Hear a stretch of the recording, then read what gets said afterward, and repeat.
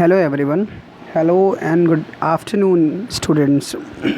So Abhishek Tiwari here, and I'm welcome you all on the CPS YouTube platform. And I'm bringing you the very next video of socialism in Europe and the Russian Revolution. Okay, students. मैं last कुछ lectures से आपको socialism in Europe and Russian revolution पढ़ा रहा था। तो किस तरह से सोशलिज़म आया, उसमें तमाम जो रशियन रेवोल्यूशन का पार्ट क्या था, रशिया में सोशलिज़म को कैसे इस्टेब्लिश किया गया। दो बहुत ही फेमस 1905 1917 के फरवरी और अक्टूबर रेवोल्यूशंस की बात हम लोगों ने की। किस तरह से गवर्नमेंट शिफ्ट होती है रशिया में, हमने उसको देखा अक्टूबर रेवोल्यूशन के बाद से। फिर लेनिन का सिविल वॉर और सिविल वॉर के दौरान लेनिन का जो रोल होता है, ठीक है, द रेड्स और वाइट्स एंड ग्रीन्स का जो एक कन्फ्लिक्ट होता है, वो हमने देखा। अब स्टूडेंट्स, अब हम लोग पढ़ेंगे मेकिंग अ सोशलिस्ट सोसाइटी, किस तरह से रशिया को एक सोशलिस्ट सोसाइटी बनाया जाता है, ठीक है, उसको हम लोग यहाँ डिटेल से पढ़ेंगे कि how Russia became a socialist society. Okay, so this is the topic, making of socialist society. Okay, so during the civil war students, civil war जब रशिया में छिड़ा हुआ था, Bolsheviks kept industries and banks nationalised. इसी दौरान जो है Bolsheviks ने क्या किया कि बैंक और इसके अलावा इंडस्ट्रीज़ का नेशनलाइजेशन स्टार्ट कर दिया, मतलब उन्हें पब्लिक सेक्टर की अंडरटेकिंग्स बनाना शुरू कर दिया। अब सुनिए, सोचिए कि पब्लिक सेक्टर अंडरटेकिंग क्या होती है। पब्लिक सेक्टर और प्राइवेट सेक्टर दो तरह के सेक्टर्स होते हैं, ठीक है। पब्लिक सेक्टर जो गवर्नमेंट के हाथों में होती है, जो पब्लिकली सबके लिए एक बराबर काम करती है। दूसरा होता है private sector which is owned by private person, किसी एक इंडिविजुअल या ग्रुप ऑफ इंडिविजुअल्स के द्वारा ओन होती है और वो अपने पर्सनल इंटरेस्ट के लिए काम करते हैं, तो वो प्राइवेट सेक्टर कहलाता है। तो बैंक एंड इंडस्ट्रीज़ को नेशनलाइज किया गया। They permitted peasants to cultivate land, किसानों को परमिट किया गया कि वो अपने खेतों पर, ऑक्यूपाइड खेतों पर अपनी खेती कर सकते हैं। दे हैड बीन सोशलाइज, जो ज़मीनें उन्होंने सोशलाइज की है उन पे वो खेती कर सकते हैं। Bolsheviks used confiscated land to demonstrate what collective work could be. Bolsheviks ने यूज्ड कन्फिस्केटेड लैंड, उन्होंने कब्जे वाली ज़मीनें थीं, कन्फिस्केटेड मतलब कब्जे वाली ज़मीनें थी जो उन्होंने कब्जा कर रखा था, लैंड टू डेमोन्स्ट्रेट, ओके, उन्हें प्रदर्शन के लिए रख दिया। What collective work could B, कि कलेक्टिव वर्क क्या कर सकता है, उसके लिए उन्होंने उन लैंड्स को, अपने द्वारा कब्जा किए गए लैंड्स को उन्होंने डेमोन्स्ट्रेशन के लिए रख दिया। Okay, a piece of centralised planning was introduced. Okay, इसके अलावा a piece of centralised planning, एक सेंट्रलाइज्ड प्लानिंग का पूरा एक इंट्रोड्यूस किया गया। कैसे एक सेंट्रलाइज्ड प्लानिंग होती है। Officials assessed how the economy could work, जो अधिकारी थे, ऑफिशियल्स थे, उन्होंने क्या किया, ऑफिसर्स ने एसेस किया, मूल्यांकन किया, how the economy could work, कि इकोनॉमी कैसे काम कर सकती थी।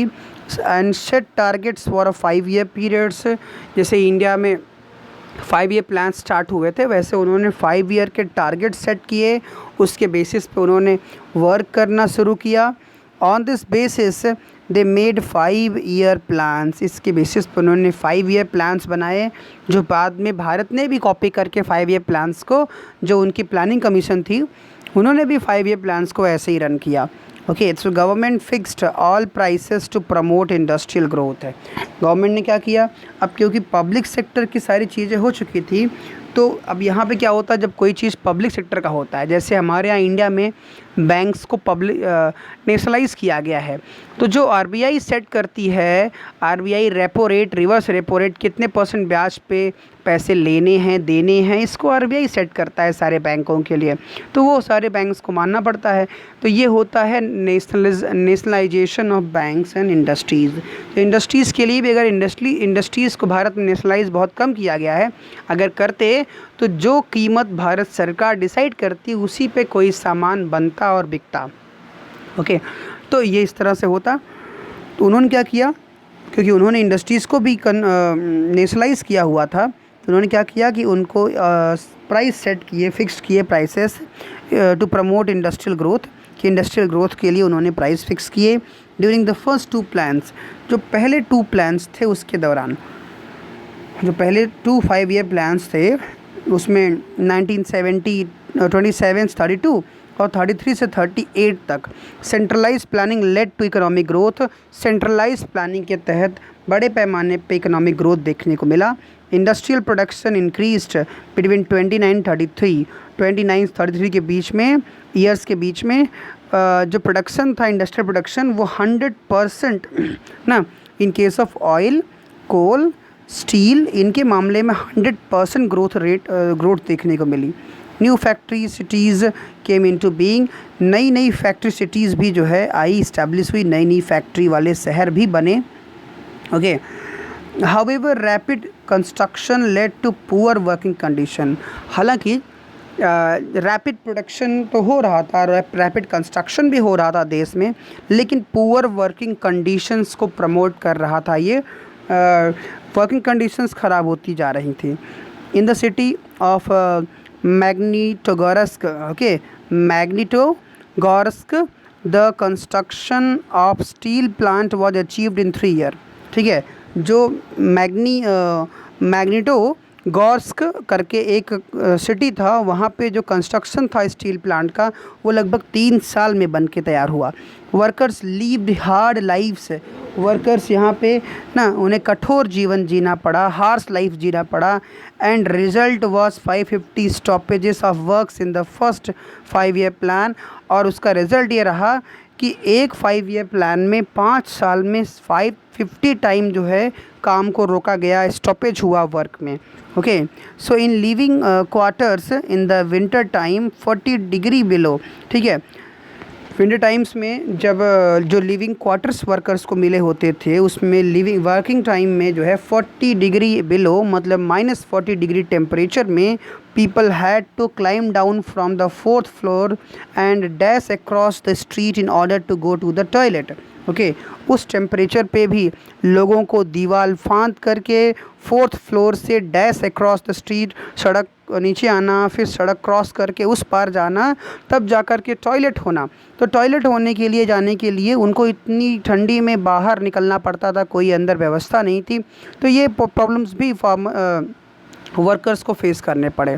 Okay, N extended schooling system, इसके साथ साथ स्टूडेंट्स एक एक्सटेंडेड स्कूलिंग सिस्टम डेवलप किया गया। ठीक है, तो मतलब एक विस्तारवादी जो है एक एक्सटेंडेड स्कूलिंग सिस्टम डेवलप किया गया। An arrangement were made for factory workers and peasants to enter universities. और इसके साथ साथ अरेंजमेंट किए गए कि जो फैक्ट्री वर्कर्स थे, पीजेंट्स थे, उन्हें यूनिवर्सिटीज़ वगैरह में दाखिले एडमिशन्स के लिए ना अरेंजमेंट्स किए गए कि वर्कर्स भी ड्यूरिंग वर्क भी कैसे वो अपनी यूनिवर्सिटीज़ में ग्रेजुएशंस और पोस्ट ग्रेजुएशंस कंप्लीट कर सकते थे, उसको लेकर के भी तरीके डेवलप किए गए।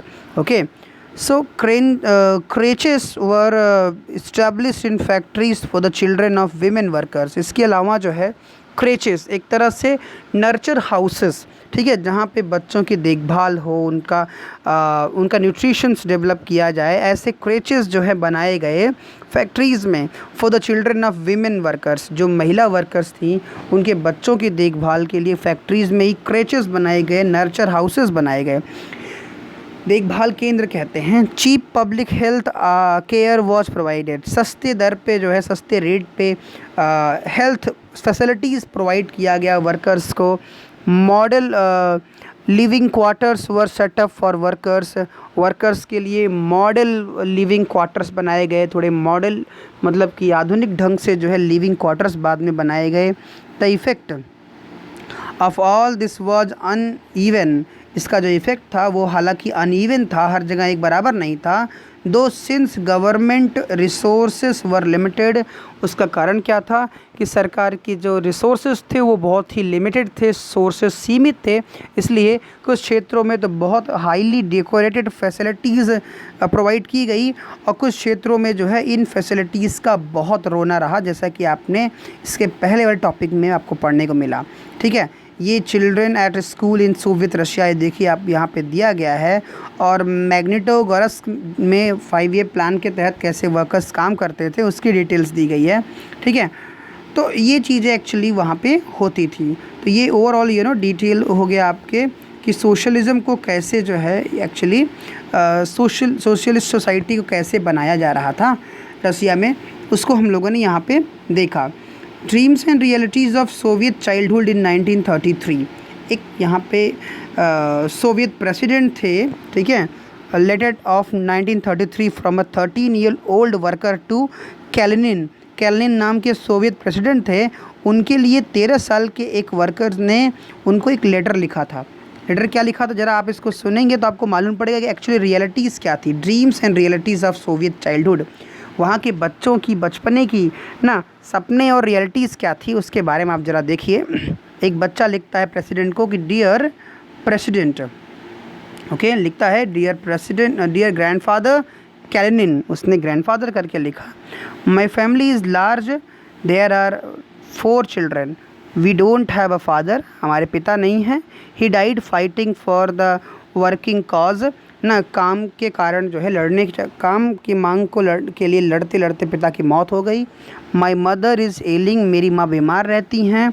आई want to study very much, मैं बहुत पढ़ना चाहता हूँ, but I can not go to school, लेकिन मैं स्कूल नहीं जा सकता।